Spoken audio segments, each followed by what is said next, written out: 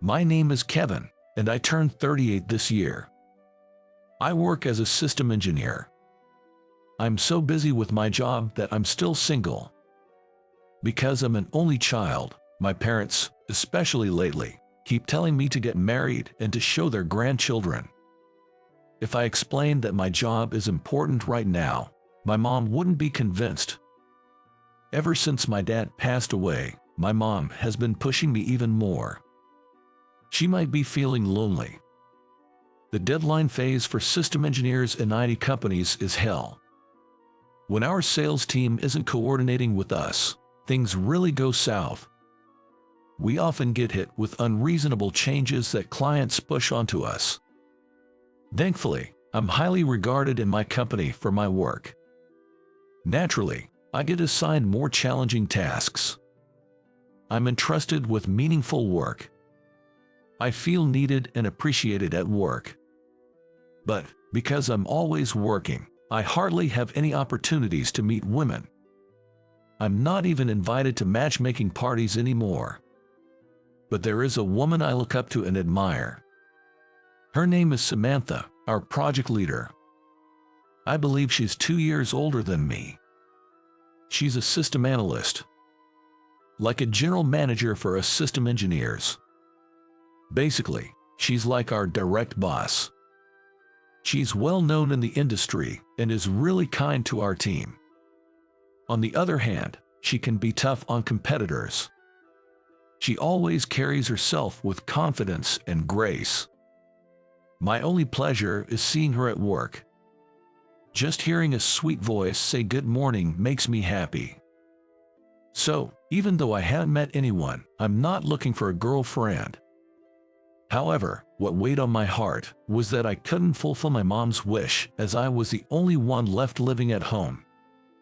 Hearing my mom's nagging made it hard for me to visit home. During such days, a client requested system specification changes right before the deadline. Major changes after almost completing the project. It seemed like our timid sales rep got pushed around and accepted the request. When we got the news, every member of my team slumped over their keyboards. We had been working overtime because it was right before the deadline. Such an incident just when we thought we could finally go home. It's no wonder we were all so deflated. The teary-eyed saleswoman who was bowing apologetically was a new employee. We couldn't blame only her. Well, we've got to get it done, don't we? I took the change request from the sales rep and reported to Samantha's desk. Samantha had already been briefed by the sales manager, so she quickly skimmed through the request and asked me, "How long do you think it'll take? I'll try to get an extension from the client." Well, at a glance, I think we can manage in about a week. Even if we can't get an extension, if everyone pitches in, we'll be all right. Hearing my words, Samantha nodded assertively. "Thank you, that's reassuring." With that, the entire engineering team mobilized to address the changes. Such sudden changes aren't rare. Even if we're used to them, they're still a pain. A newlywed colleague of mine was sadly informing his new wife, "I wouldn't be coming home for a while." Other colleagues were also reaching out to their families or partners. The only ones without anyone to inform about our business were me and Samantha. For almost a week, we ended up staying overnight at the office. Many co-workers returned home only to come back again for work. Fortunately, there's a gym nearby, so I took advantage of its shower room and didn't return to my apartment for a single day, diving straight into work. Samantha was also used to staying overnight. She didn't go back home, overseeing our tasks and increasing work efficiency. Our progress going as planned was largely due to her expertise.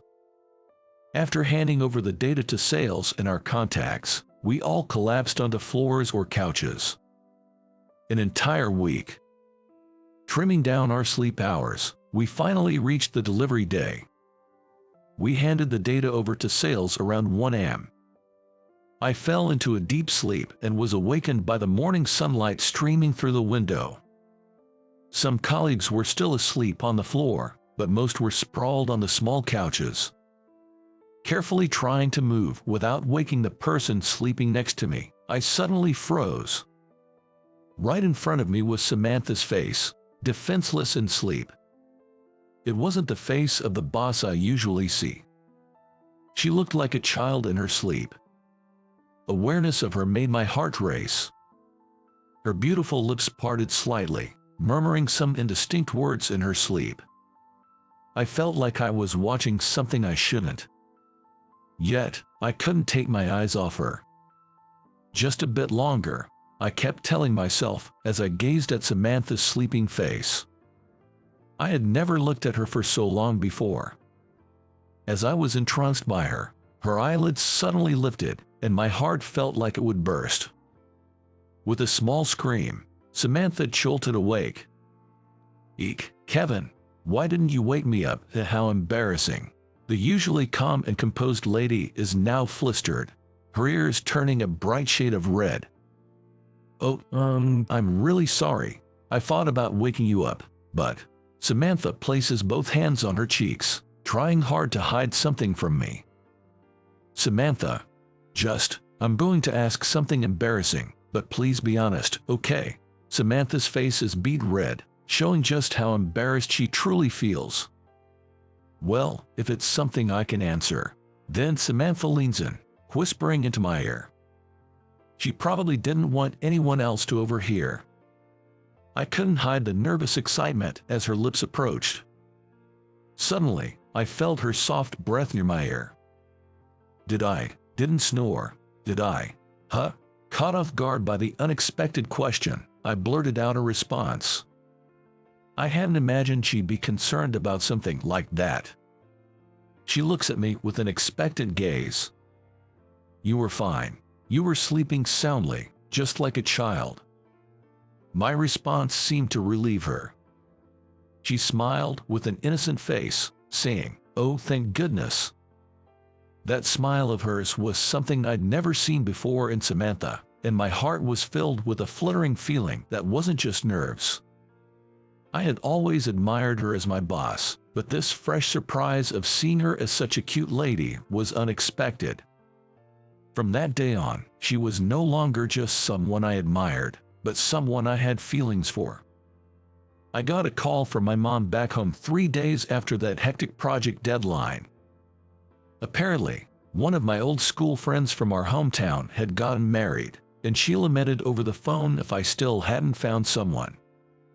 She kept impressing, so I accidentally let slip that I have a girlfriend. I didn't intend to lie. However, Mom immediately began grilling me on who she was and how long we'd been dating. I described to my mom a detailed image of the girl I had in mind. At that moment, I pictured Samantha in my mind. How happy would I be if Samantha was really my girlfriend? I got lost in my fantasies while sharing made-up romantic stories about her to my mom. When I visited home after a long time, as expected, Mom brought up this topic. She had some stuff for me and probably used it as an excuse to get more details about my girlfriend. She persistently asked me to introduce her to my girlfriend. When I kept dodging the topic, Mom finally lost her patience. "You don't really have a girlfriend, do you? Did you just make her up? How pathetic." Her taunting remarks made me lose my temper, especially since she hit the nail on the head. "I have proof." How rude. I took out my phone and showed her a picture from a recent work party. In the photo, Samantha and I were laughing together. We both looked merry, probably because of the drinks we had. This photo, with just the two of us, is something I treasure. "See, isn't she the wonderful person I told you about?" With an audibly annoyed breath, I spoke sharply to my mom. She was frozen, staring intently at my cell phone screen. I thought she might be stunned by how lovely the woman was. However, upon closer examination of my mom's face, her expression seemed more of fear than surprise. She was turning pale. "This woman, is she your girlfriend?" "No way, can't be." my mom murmured in a trembling voice. Her hand holding the cell phone was shaking. "Mom, what's wrong? Do you know Samantha?" Snapped back to reality by my words, my mom took a deep breath to calm herself down. I waited patiently for her to begin. "I'm sorry, Kevin. This must be a shock to you. There's something I need to tell you." With that, my mom began to share a story. She said she knew a woman who looked just like Samantha. It was probably Samantha's mom. Apparently, she was a rival in love over my dad when they were young. And shockingly, my mom was the one who stole my dad from Samantha's mom. She did so with rather forceful means. My mom practically made my dad hers.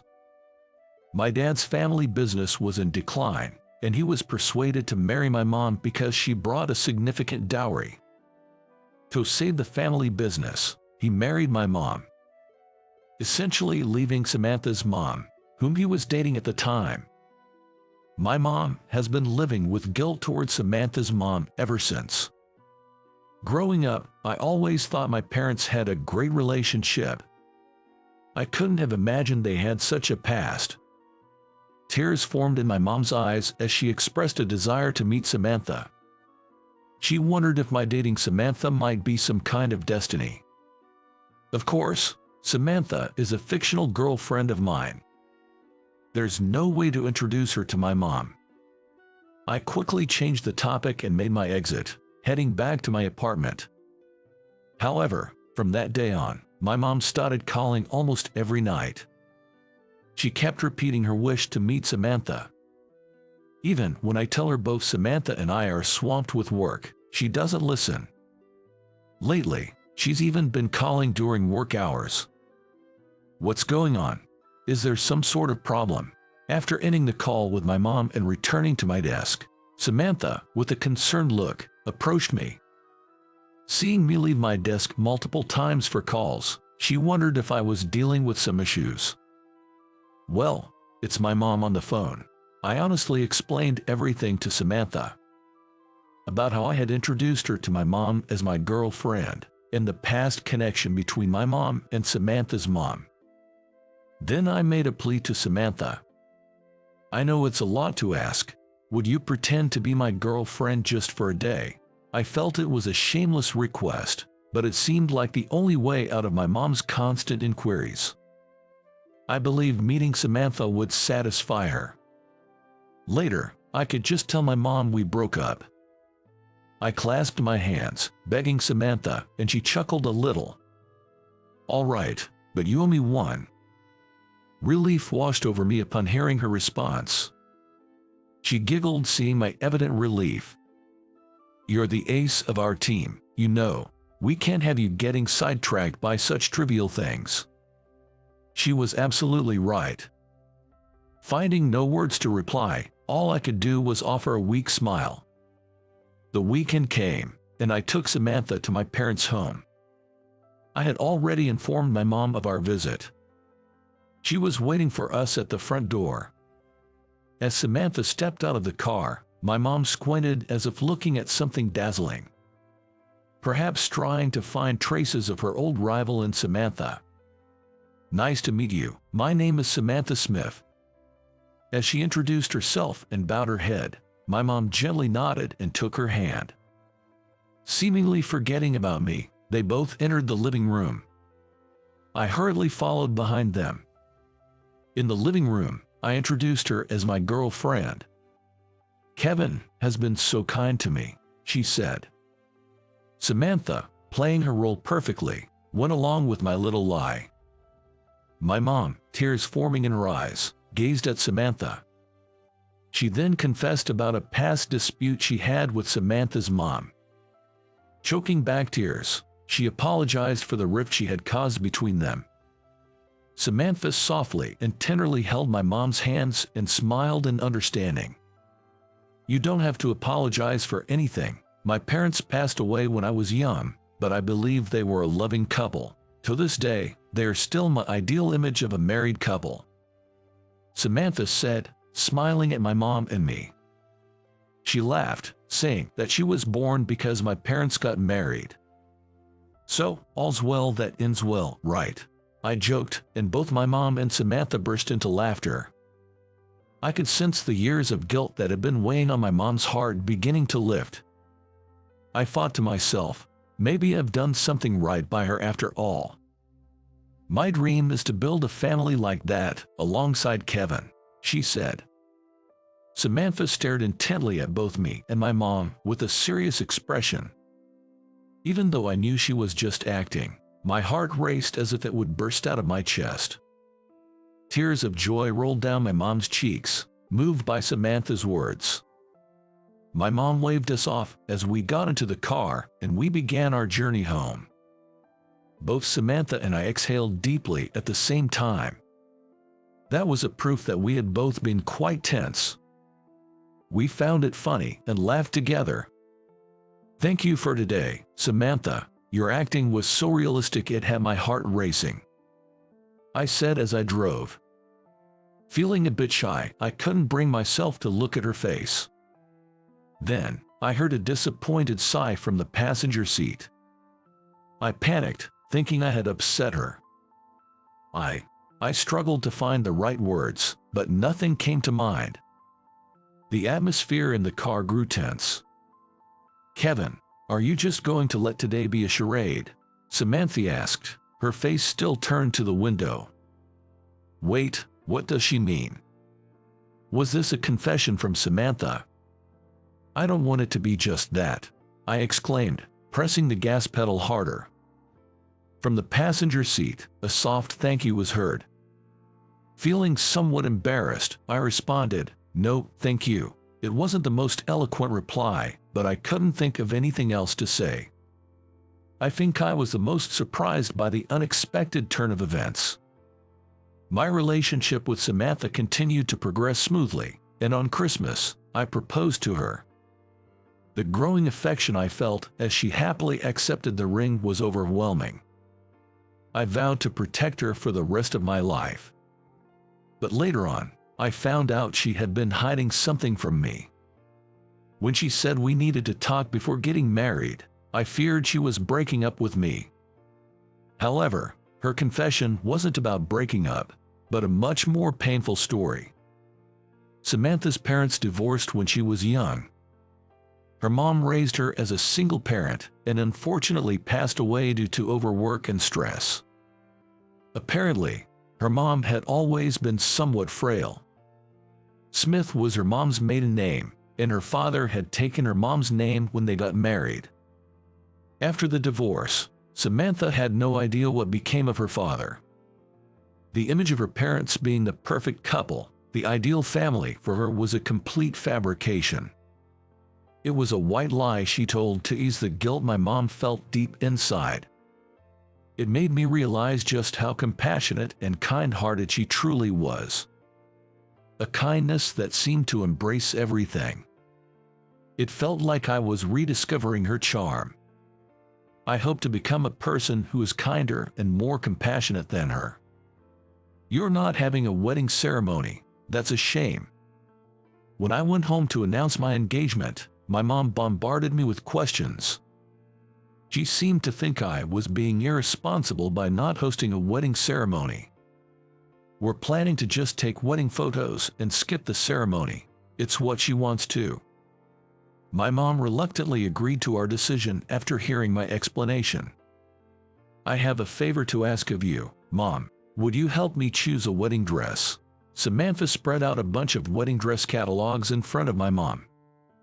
Oh, I can help choose. Absolutely.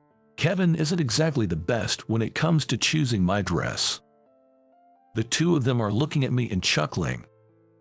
Whenever this happens, I always feel left out. But watching them enjoy themselves like this is a happy moment for me. It reminds me of the precious family I need to protect. So, how was it? Subscribing to the channel really motivates us to create more content. See you in the next video.